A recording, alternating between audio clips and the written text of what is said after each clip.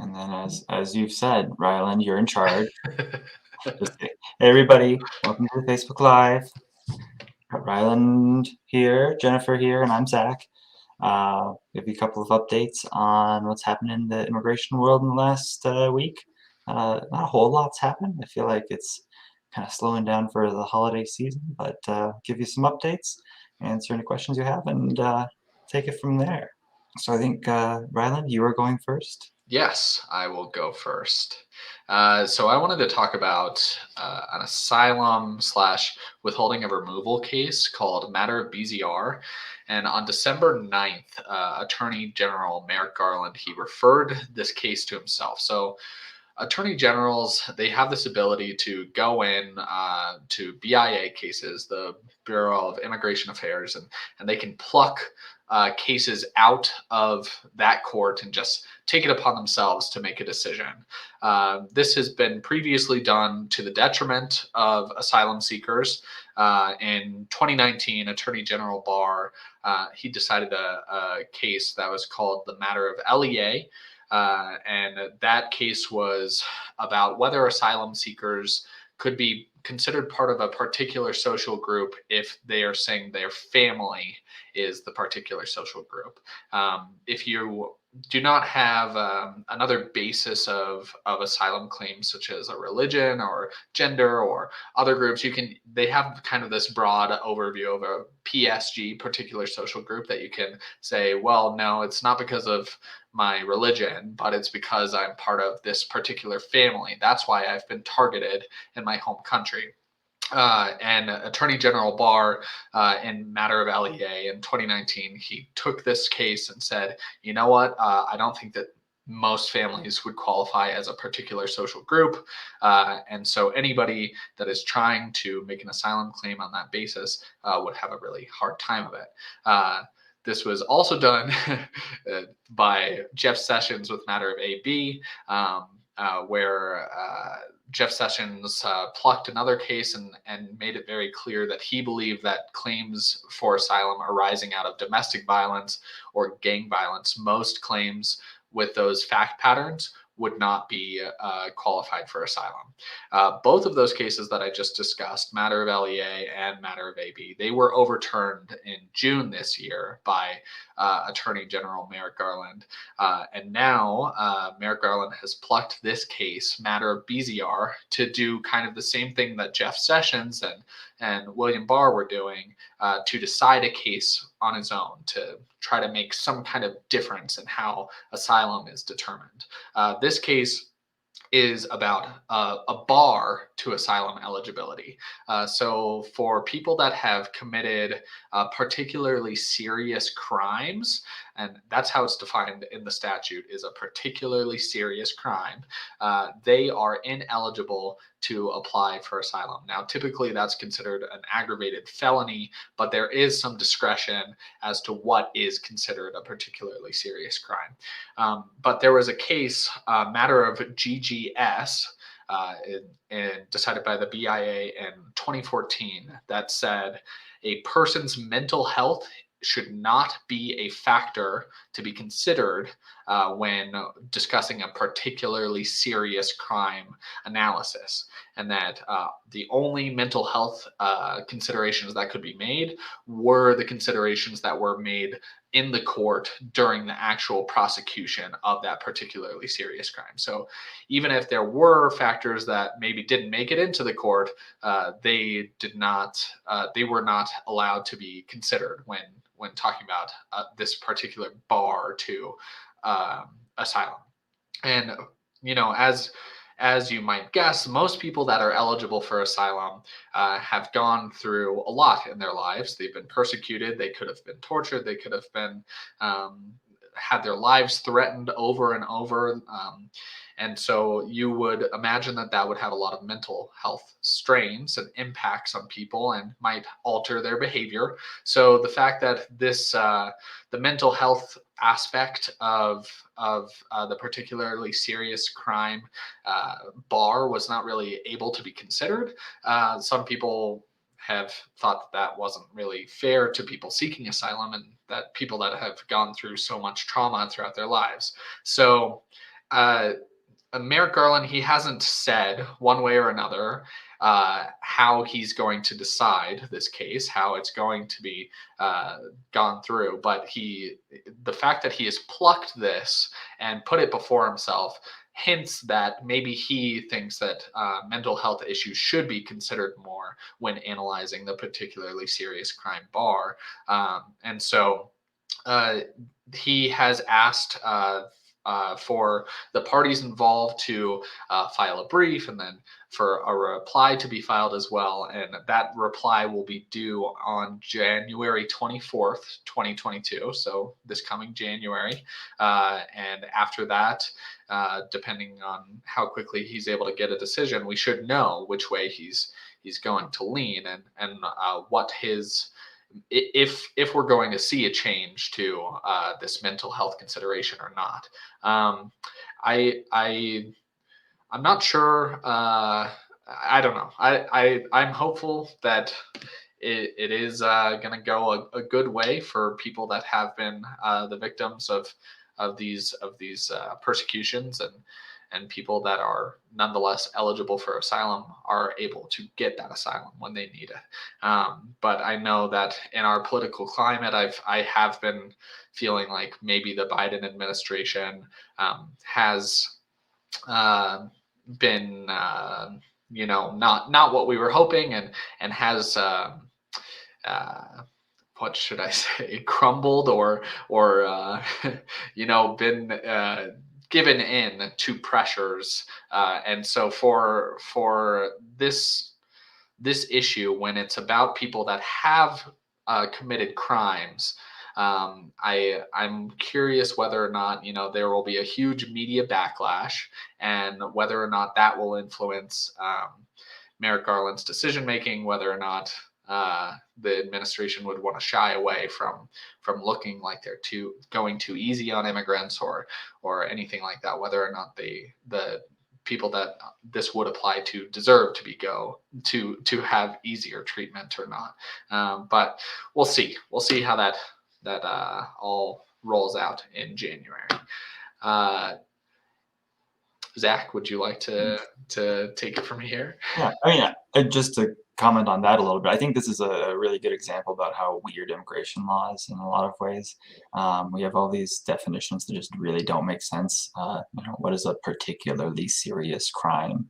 I mean, we have the felony and misdemeanor, but that's not what we use in immigration law, of whether something is a serious crime because it's a felony or if it's a not serious crime because it's a misdemeanor. We have this term, an aggravated felony.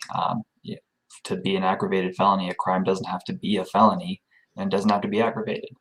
We have crimes involving moral turpitude. What even is moral turpitude? It's immigration law is just it's this morass of these weird and kind of unintelligible um, you know, just things that have lasted since the 1800s. Moral character and all of that's from when the first immigration laws kind of were put on the books in the 1790s, and it's just stuck with us ever since, and we seem to be unable to get rid of it, and now we are stuck trying to, I guess, put these exceptions into that should, I think, should be considered when we're talking about asylum seekers. What a particular serious crime is. We should be considering mental health issues and mental health, I guess, implications on whether somebody is committed that particularly serious crime. But of course, immigration law just doesn't make sense, so it could go either way. Just doesn't. I think it's a good example of that, of why immigration law is weird. For my topic, I think it's pretty short, but I think it's important because we have been dealing with this and have been suggesting this for about 2.5 years now. As people may have known, we've been suing the Department of State constantly since like probably the summer that COVID really started, for interviews to be scheduled at consulates that had I guess, entry restrictions, which meant that the consulate said, we're not going to schedule any interviews. And we said, hey, why don't you try doing video interviews or phone calls or any other type of way of minimizing in-person contact, but still having those screens and still being able to issue the visas. Department of State consistently came back in their arguments in court saying, the law does not allow us to do that. We have to have in-person interviews. But on the 13th, they put out this temporary rule for the next 2 years where they're going to waive interviews in some situations. It's pretty limited, but I think it's just kind of a good example of how, like I said, there's a little bit of hypocrisy in this whole process. When they're fighting back against a lawsuit, they'll say it's absolutely impossible, but when they come up with it all on their own, of course the law permits it. I said it's pretty limited, and it really is. It applies to people who have already been issued immigrant visas in the past since I think it's August of 2019.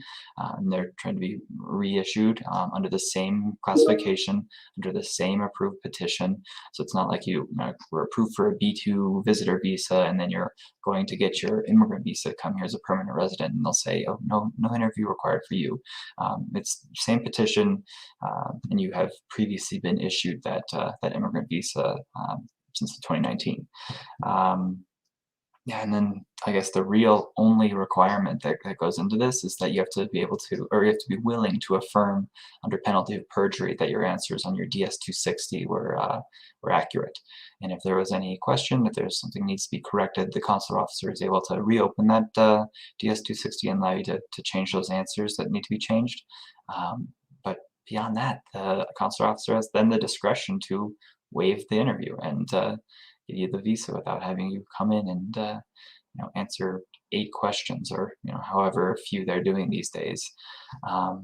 Yeah, like I said, not huge change in policy, but I just thought it was interesting considering we were fighting against this for so long and that we kept saying over and over, the law will allow you to do it.